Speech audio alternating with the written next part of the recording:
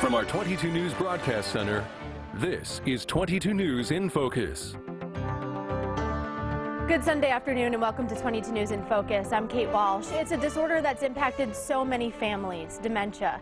The Institute for Dementia Research and Prevention estimates 5 million people are living with age-related dementias, and the most well-known, of course, is Alzheimer's disease, accounting for up to 70% of dementia among the elderly. But few know how to distinguish the different types of dementia. So today on 22 News in Focus, we'll be discussing warning signs, types, and treatments. We'll also look at how families and caregivers, as well as communities, can work together to help patients and break the stigma surrounding memory loss disorder. So joining me today are Dr. Rachel Brody, Medical Director of the Mercy Life Adult Care Program, Rachel Turney, a dementia awareness advocate whose husband had dementia, and Carol Constant, Director of Community Engagement for the Loomis Communities. Thank you all for being here today. We're really interested in each perspective you can give us on this whole topic. So first I'd like to go just down the row and talk about your experience with dementia and what you see as some of the biggest problems in the community with it.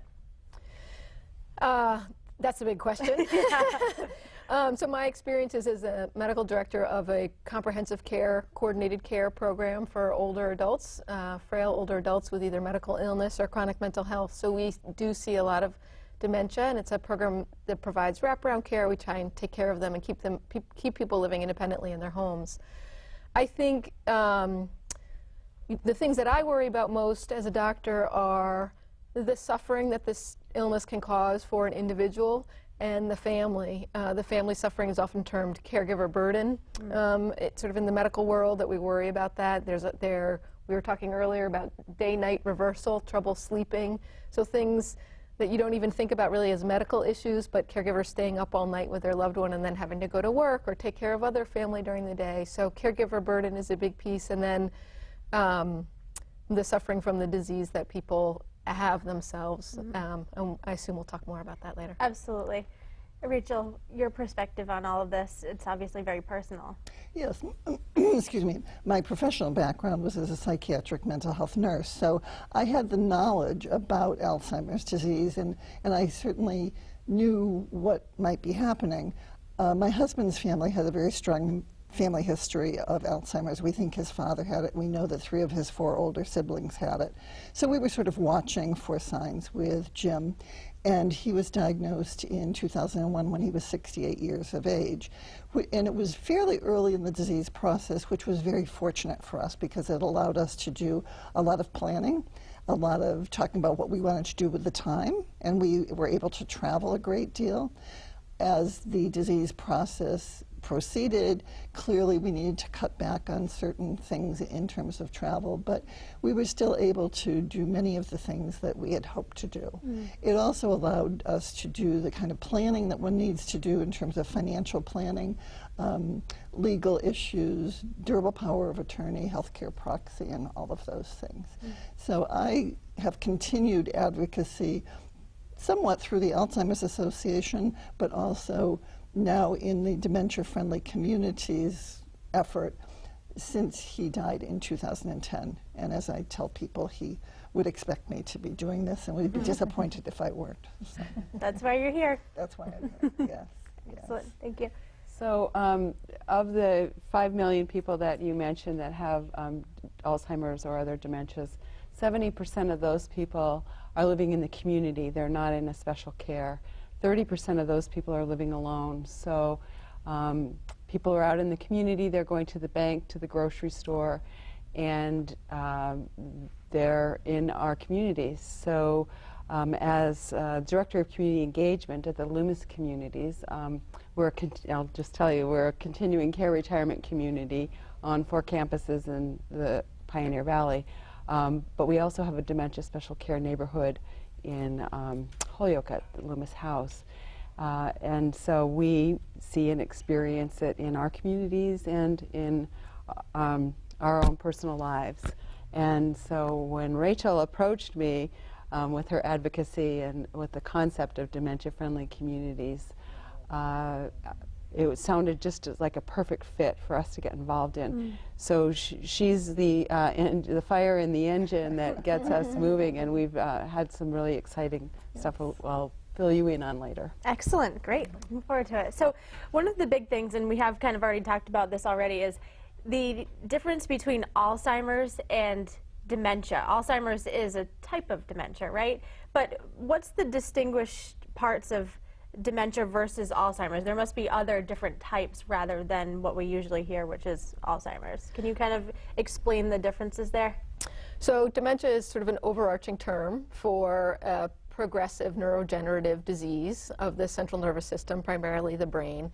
And that's sort of the umbrella. And then underneath that, there are different kinds of dementias. Whereas we were saying Alzheimer's is the most common.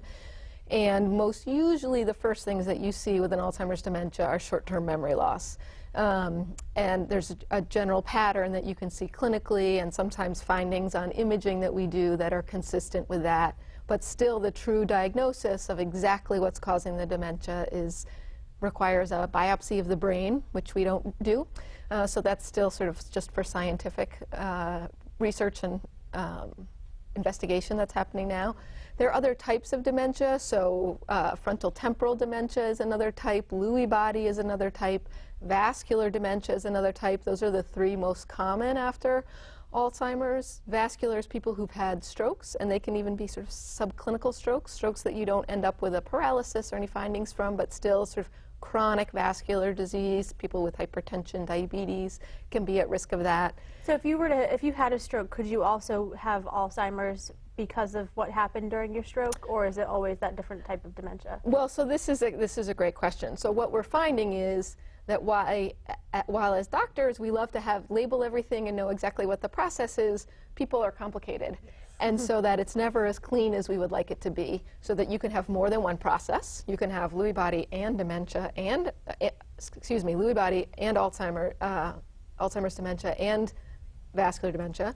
Or you can have what looks clinically like one of these processes, say an Alzheimer's dementia, but when they go and do a biopsy later and look inside the brain, that it's actually a different biologic process. So in the medical literature, we're actually thinking about categorizing it differently, sort of probable Alzheimer's or probable vascular based on people's risk factors and clinical indications. But I think for what we know now, which will be very different in 20 or 40 years, what we know now is that's useful for understanding prognosis, that's useful for understanding a little bit of the pattern of what we might see, but a lot of the treatments are the same, regardless. Are a lot of the symptoms the same as well for different types of dementia? You know, there are patterns, so, and I don't want to take up all the time here, but... Oh, we'll get through these ladies too. We have whole segments for them. But Alzheimer's is more traditionally seen as the short-term memory, the getting lost in your neighborhood, going to the store, not being able to remember why you're there. We all do that. We all go to the kitchen and forget why we go to the kitchen. It doesn't mean you have Alzheimer's disease, but really in a way that interferes with your life function, I think, is one of the criteria.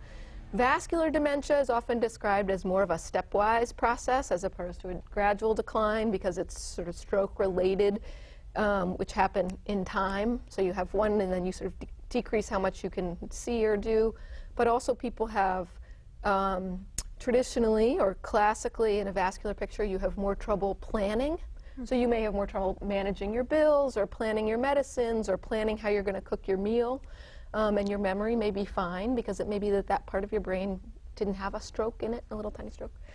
And then frontotemporal dementia is usually seen with behavioral changes first. So people start acting really differently than in the way that they normally act, and they often get seen in lots of mental health clinics and by psychiatry before they get a diagnosis of dementia.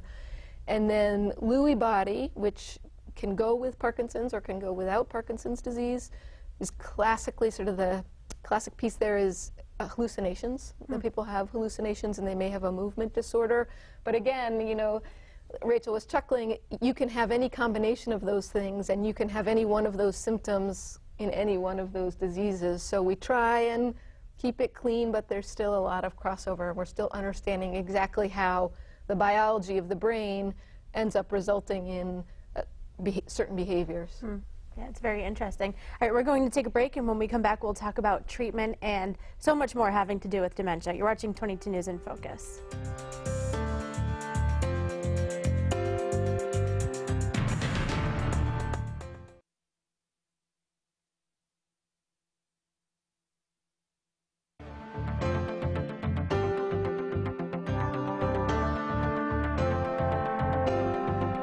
Welcome back to 22 News in Focus. Today we're talking about dementia and other related memory disorders. We've seen the commercials of someone leaving keys in the fridge or not remembering someone's name. That doesn't necessarily mean you have dementia or Alzheimer's. We all forget things, as you were saying earlier. But there are some signs that we should look out for that really do mean you have Alzheimer's or some form of dementia. Rachel, what were some of the signs that your husband was noticing? I know you said he had a family history of it, so you were kind of aware this might be happening, but what were the telltale signs for him? Well, the memory, the short-term memory difficulties were one, but one that I think in particular caught his attention is that he was the owner and director of a dance studio that his first wife had owned, and then his daughter was, and he was the accountant and bookkeeper, so he kept all the books and the employment and the payroll and all of that. He began to have difficulty keeping track of things, and if he got interrupted when he was doing some of it, he couldn't figure out where he left off and needed to start all over again. So that was something that for him was key. Another thing was his driving. There was one day that he went to a dental appointment, and it was an office that he only went to every 6 months. And he came home earlier than he should have. And he got partway there and then couldn't remember the rest of the way to drive to the dentist's office. So that was another clue. And that was a clue to us that we agreed that he would drive only when I was in the car with him, which worked up until a point. One day we had talked about going to the bank to get some cash, and I went upstairs to do something with the computer, came back 20 minutes later, and he and the car were gone. So I called the bank. I was pretty sure I knew where he was going, and he had been there, but could not remember his Social Security number or the bank account number, so they didn't give him money, and he left. So I then called the town police department because we had registered him there as a potential wanderer, which he never did. But so I called the police department and alerted them, and the bank people had agreed that if he came back, they would call me and they would keep him there, which is what happened within about 10 minutes. So I went to the bank, and as soon as I walked in the door, he held up his car keys and said, "I'm in trouble, aren't I?" So those are some of the things that happened. Fortunately, there were never any serious ramifications of these, and we were able to negotiate. But the whole business of him switching from independent driving to not driving at all was a process over time. Fortunately, Jim was open in talking about the Alzheimer's disease process, and as long as he could understand it, was willing to talk about it, and we had family meetings at times with the children. But that must be so difficult when, you know, he understood still that there was a problem. He probably shouldn't be driving, but at the same time, you know, he was fine mentally with thinking about that, but was starting to not remember how to get to places and how to drive. So there's that difficulty there with still being, you know, normal, so to speak, in one sense, but in another sense, the short-term memory is gone. Right. And so how was that for him? Did he was open to Alzheimer's and everything else with the family history, but was it still difficult for him to, you know, deal with that? It was very difficult for him, and I can remember him at one time saying to me, "I feel like I'm losing my mind." And I would say, "Well, in a sense you are, Jim. And what's it like for you? What can I do to help?" And another time, his comment, "I feel like I'm losing myself," which I think was more difficult for him to manage than the idea of losing my mind. To be aware that you're losing your own persona is just very challenging, and it was not easy for me to hear and try to help him talk through. You know, I was very lucky in some respects that I had my clinical and professional background as a psychiatric nurse, because I could understand what was happening and sort of know what was coming. On the other hand, that was a disadvantage for the same reason. You knew what was coming. Yes. And it's, I'm sure, different when you're actually the family member versus dealing with patients in a hospital or some kind of medical setting. Yes, yes. But it's still, you have to, in your profession, you are with these people all of the time. So how is that to handle? I mean, that's such a difficult job. I can't imagine how you do that. Can you talk about? I have the best job in the world. Yeah, no. Well, you know, I've also had a personal experience with dementia. My mother-in-law had it, And it's such a hard thing to watch them feel the loss, recognize that they can't say what they want to say or do what they want to do, and not be able to help them.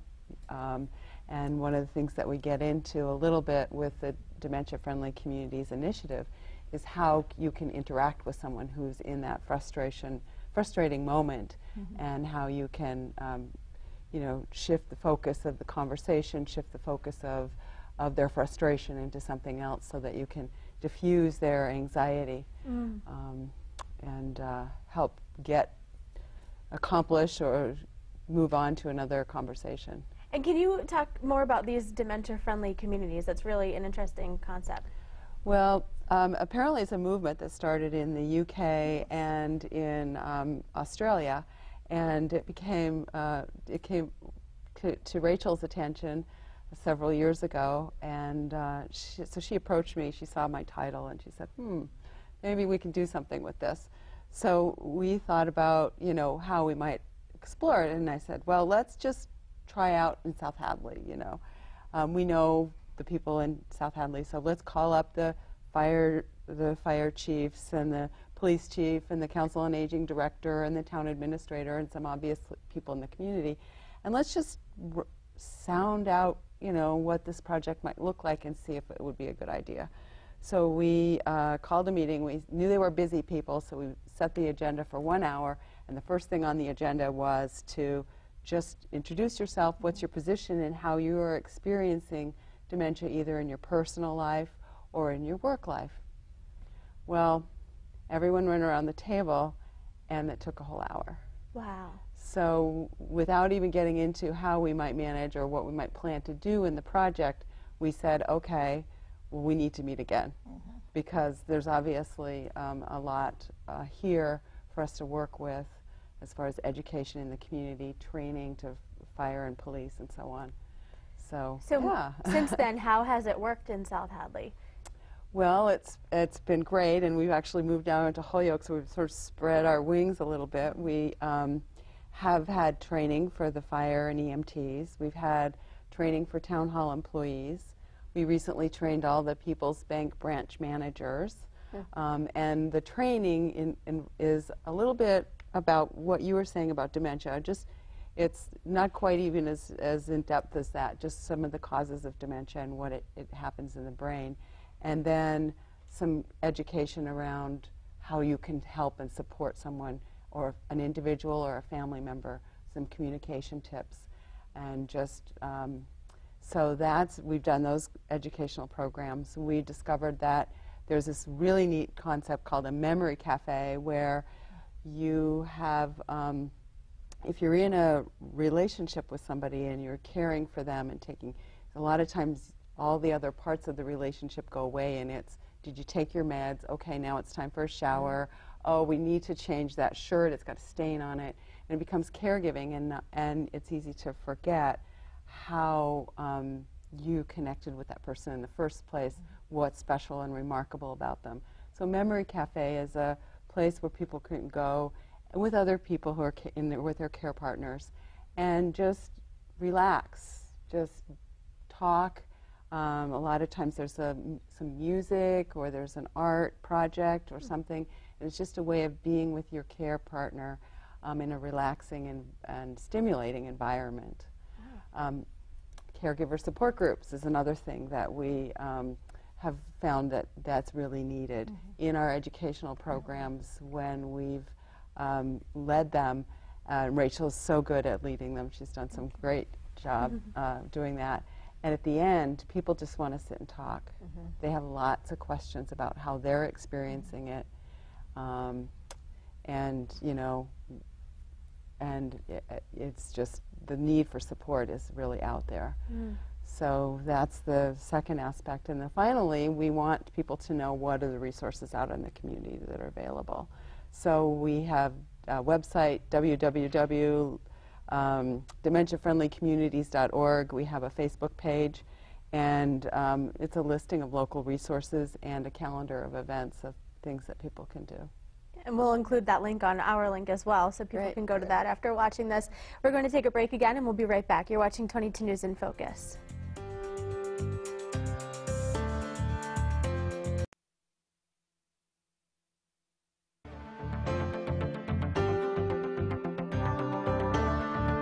You're watching 22 News in Focus. Today we're talking about dementia and Alzheimer's and everything having to do with that. It seems like everyone knows someone or is directly affected by dementia.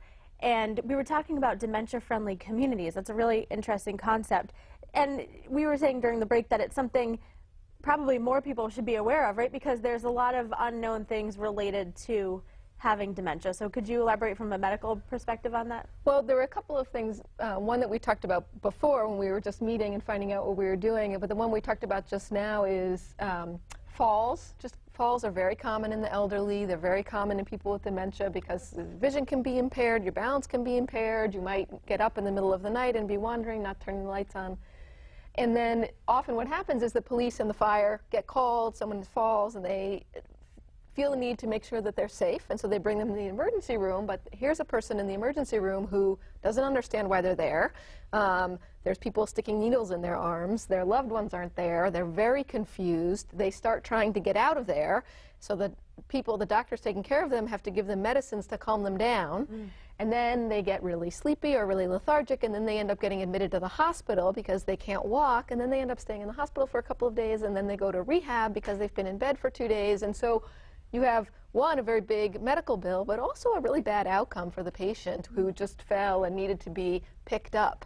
And so what we were talking about is, could this be part of the education, is that families had a plan that they made for their loved one, a fall plan, and it was on the refrigerator, said, when my loved one falls, you know, call me, and as long as they're not in pain, I'll come and see them in the morning and figure it out, rather than sending them all to the hospital. So I think, you know, it happens out of the right instinct to make sure people are safe, no one's doing anything bad, but that it ends up with really bad outcomes down the line.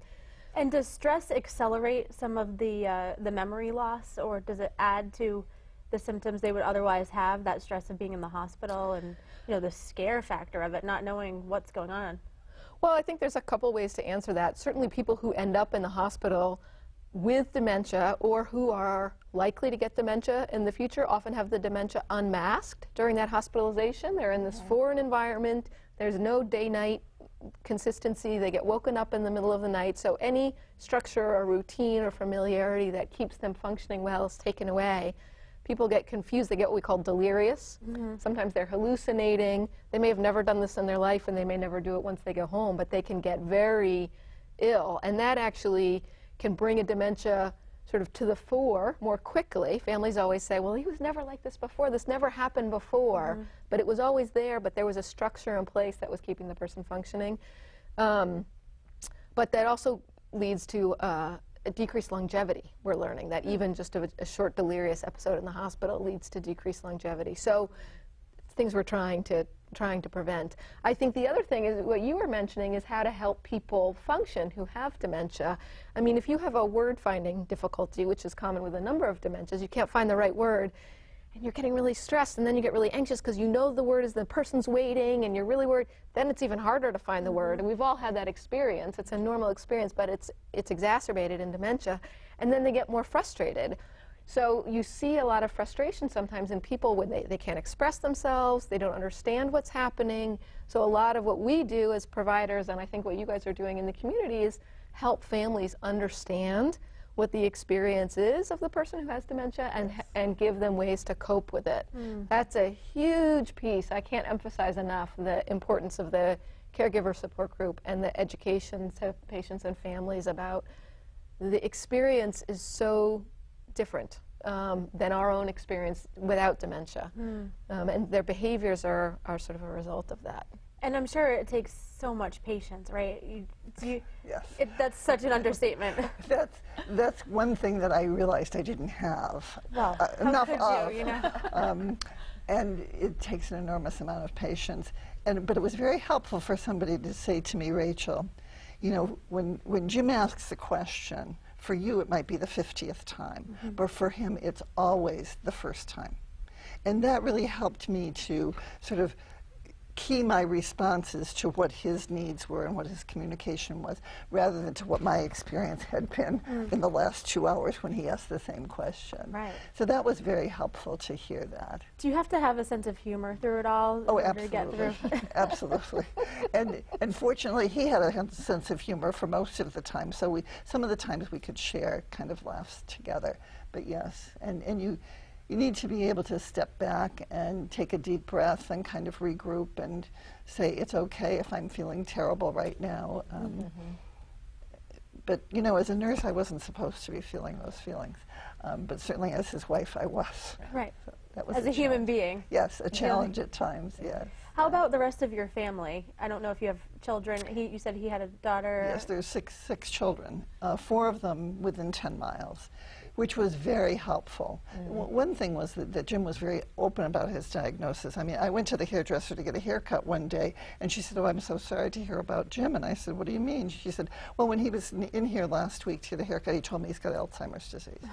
So he was pretty open and matter-of-fact about it, and we were very open with the children, had family meetings about every 6 months when we could.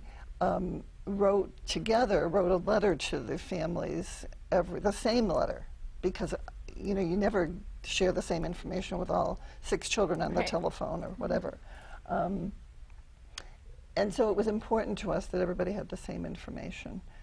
So that's one way we involved the family. Also, I was very fortunate that even though all of the families had working partners and were working with children, they were each able to provide me with a couple of hours, at least once a month, that I could do things that were important to me to do away from home.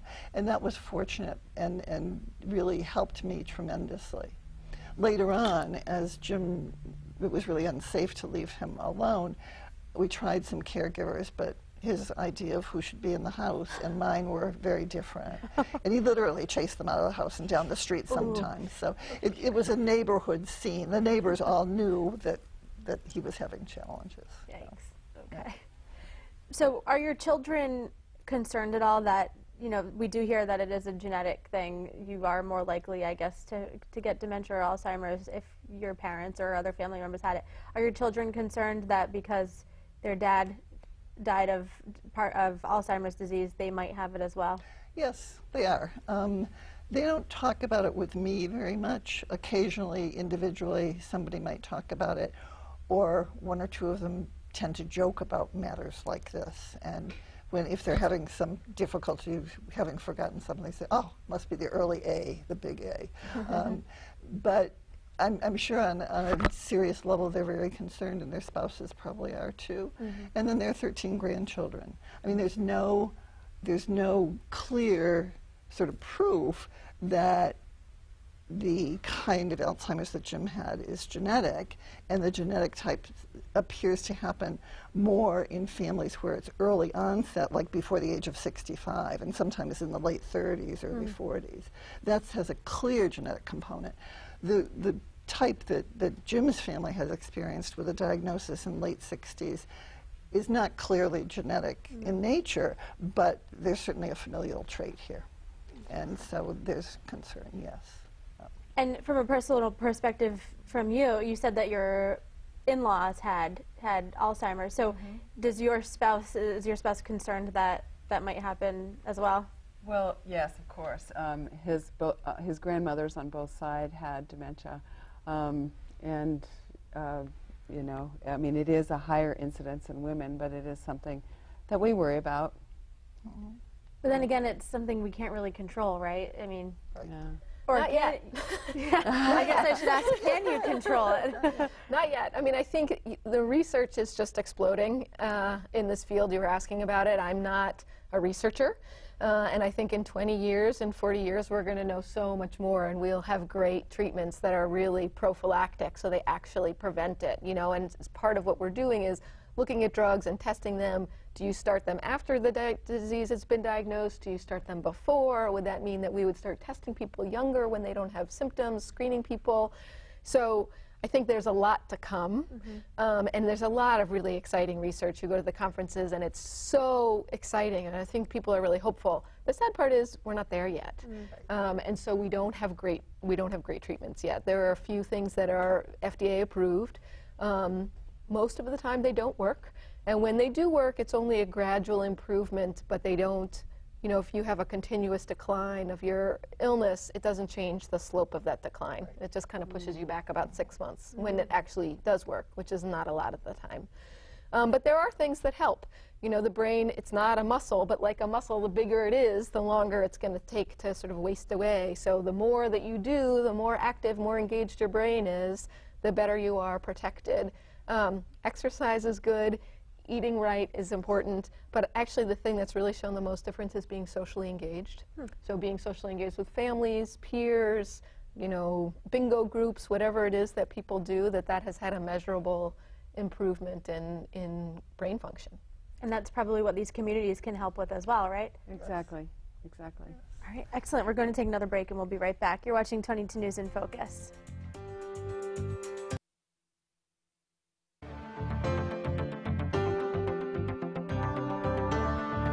Welcome back to 22 News in Focus. Today we're talking about dementia and Alzheimer's, which is one of the most common types of dementia. We've heard from family members and how everyone is affected by this and what caretakers have to do, but we haven't talked about the diagnosis itself, which is a really difficult topic. So how exactly do you have the symptoms of dementia, you think maybe you should go see if that's really what's going on, then what? What do you do next? You go to a doctor, but that must be so nerve-wracking. It's basically they're telling you that you're going to die of this eventually. The doctor side, you probably have another side. The doctor side is that, you know, we can't actually diagnose it for sure, the way we were talking about earlier. We make our best educated guess based on the history of the disease, what the symptoms are like, what it looks like, and then what the imaging looks like. So people who are presenting to their doctor saying, this is what's going home, I got lost driving, very common presentation, it's a clinical diagnosis. So you take a really good history, you do some blood work to rule out other causes, other things that we can fix and treat that cause cognitive impairment. What would those be? So things like thyroid test, B12, just sort of checking your systems, checking your liver, checking your kidney, checking your blood count, just making sure there's nothing else awry anywhere, looking at your medication list, making sure that there's nothing on there that can interfere with your cognitive function, incredibly common in older adults. And then imaging of the head. So still the standard is doing CAT scans, sometimes an MRI if it's needed. There's more studies coming out and interest in PET scans. So that's not yet the standard of care, but basically putting together all this information and saying, this is, I think, what the diagnosis is.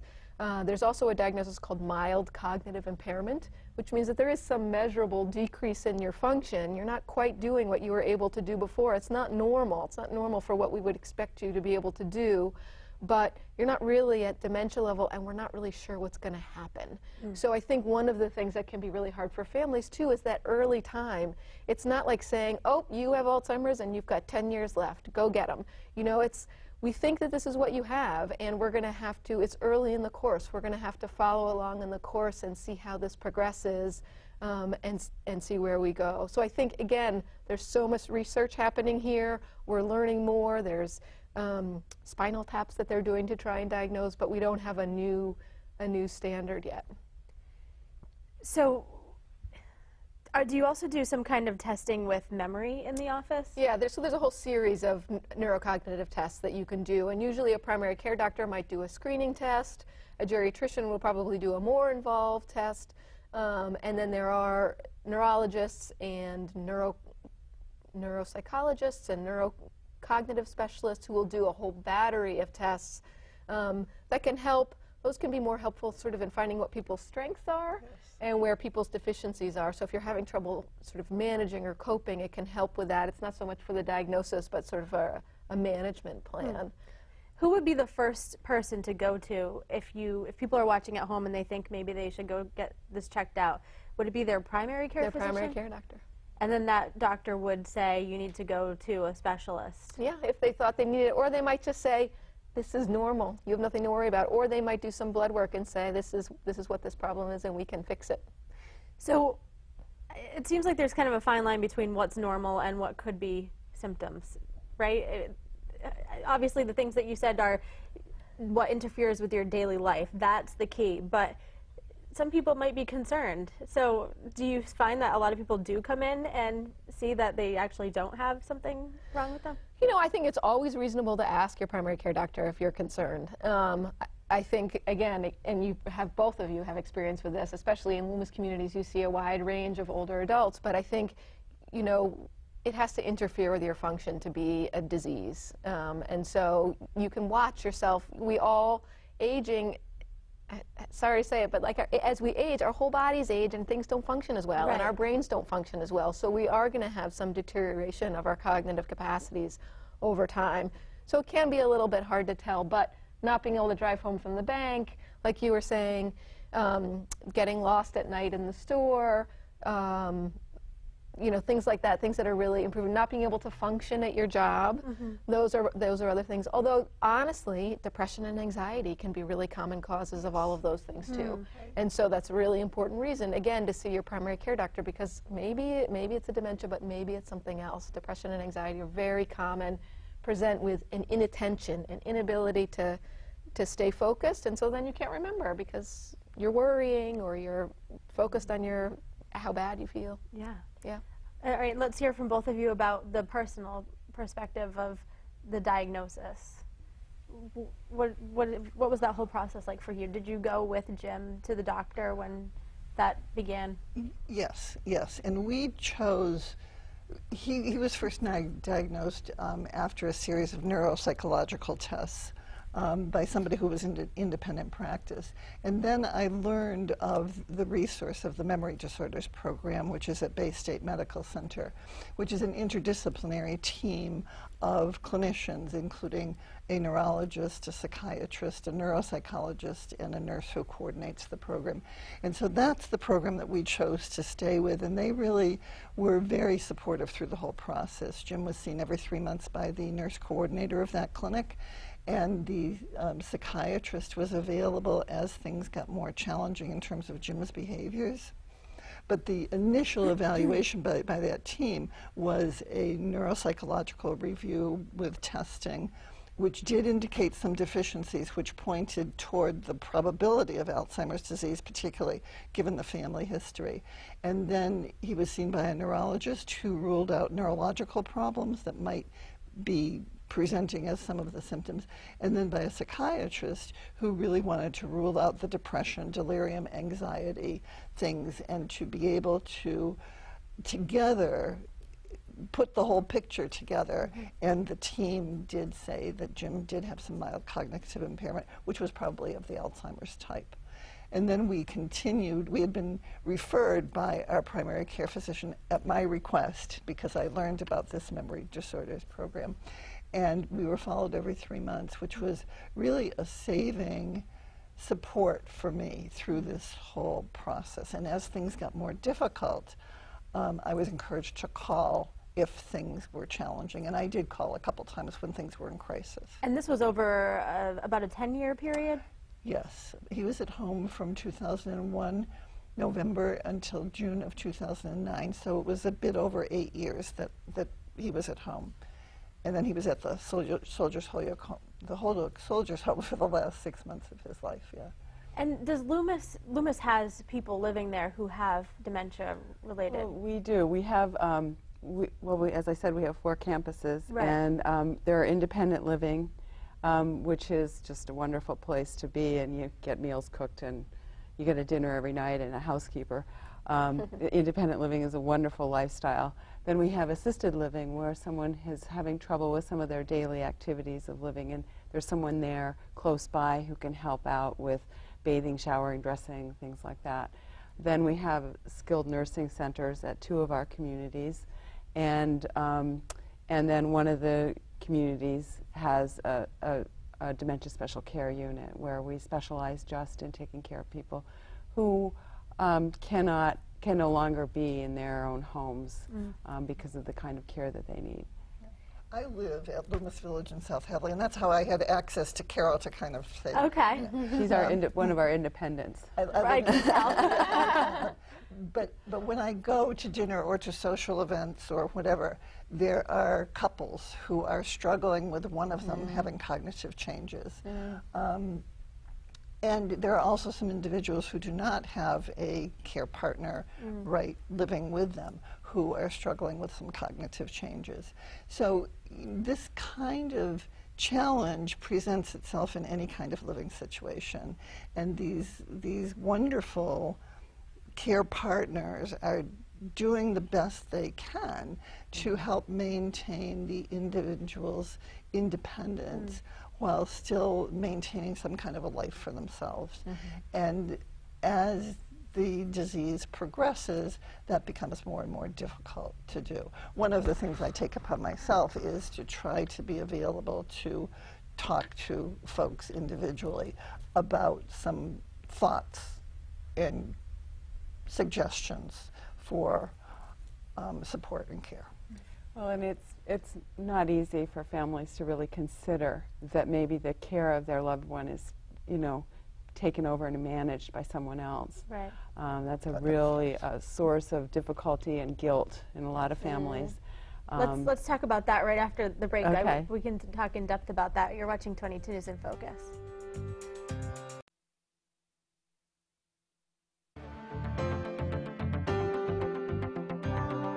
You're watching 22 News in Focus. We were just talking about caretakers in communities where people live with dementia, and there's some guilt having to do with making that step from taking care of a person, especially a husband or a wife, every day, and putting them in special care because you can no longer take care of them. And so what is that process like, and what kind of support is there for people? Well, I think one of the biggest challenges is that if what I often see, and it's a heartbreak, is that they're a couple, and both of them are frail. They both have their individual health issues.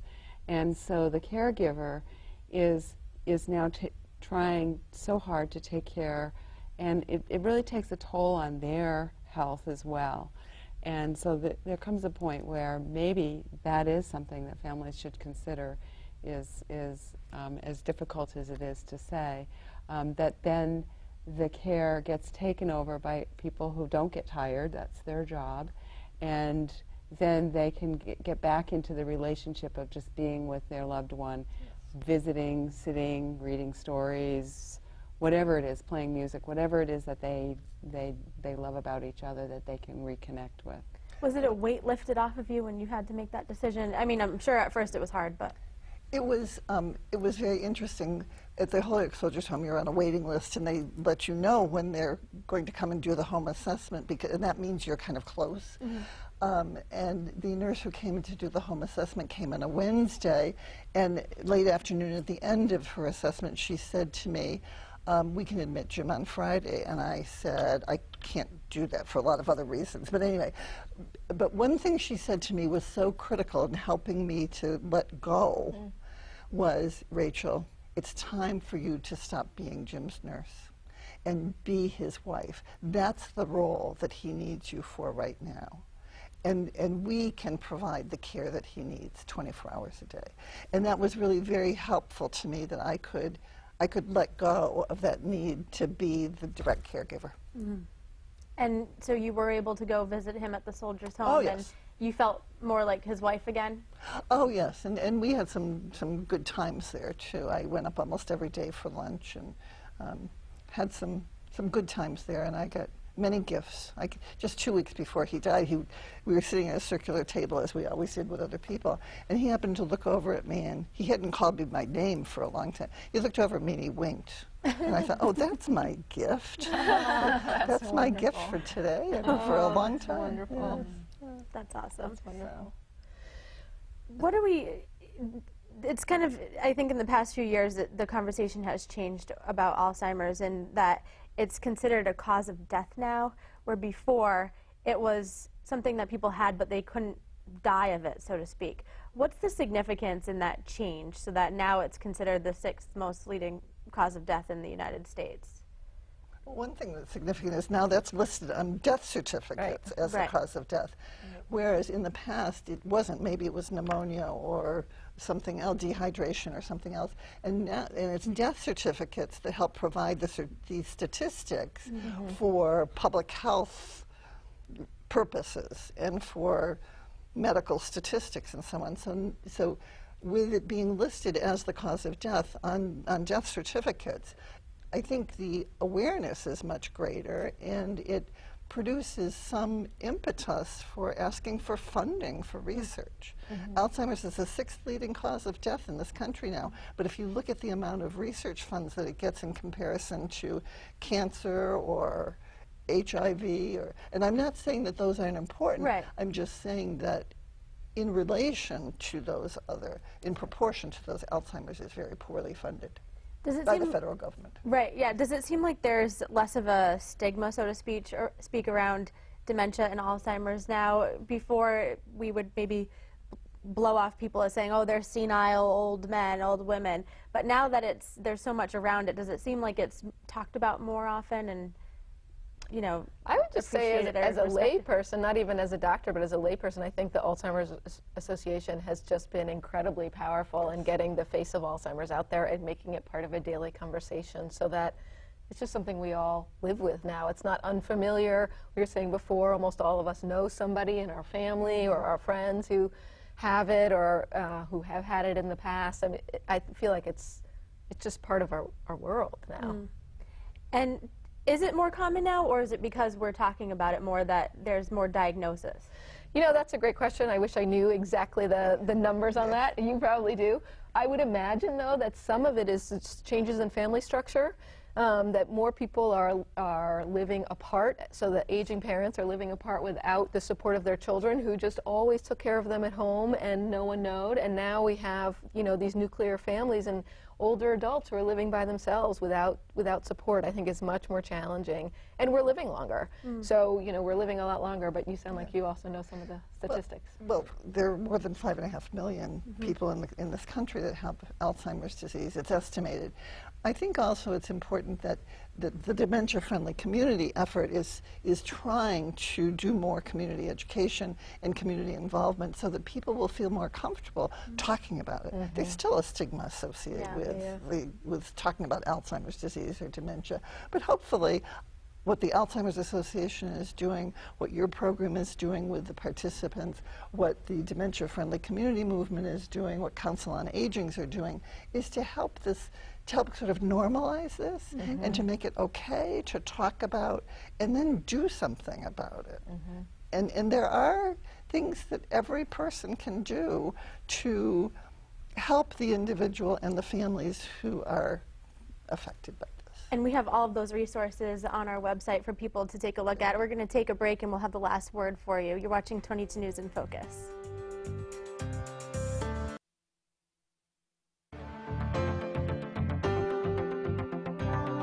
You're watching 22 News in Focus. Today we've been talking about dementia and other memory loss diseases, how they're diagnosed and treated, and the resources available for patients and their caregivers.